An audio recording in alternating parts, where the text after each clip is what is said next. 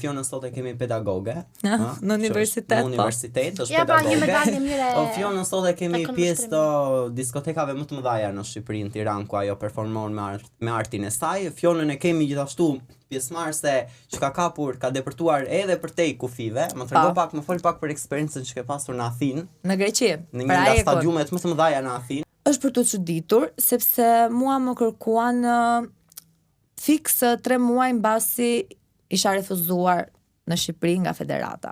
Wow.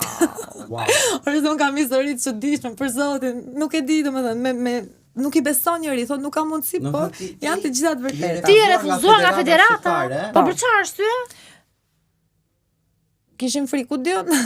Më thanë që nuk e duan si gjë nga UEFA, duke qenë që unë një nga performancat dua ta bëj gjithmonë performancën time për kombëtaren. Edhe nëse kemi pasur takime, kemi folur, ja kam shpjeguar që do jem shumë e sigurt, kupton, unë kam një ekip profesionist tani, unë nuk po të vi më nga rruga. Tani unë po të vi jo 100% si profesioniste, po 1000% si profesioniste, sepse unë kam vazhduar njëkohësisht dhe trajnimet jashtë shtetit, pra unë sa jam në Shqipëri, jam dhe në Itali, më kupton?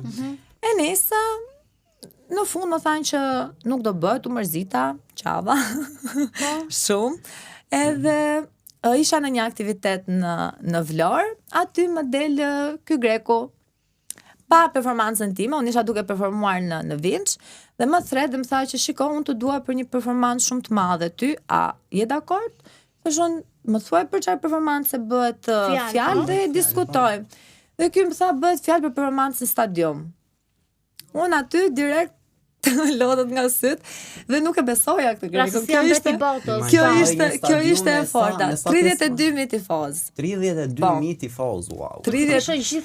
32.000 tifoz, dhe që më kanë pritur dhe që më kanë pritur realisht shumë mirë fansat e AEK Official.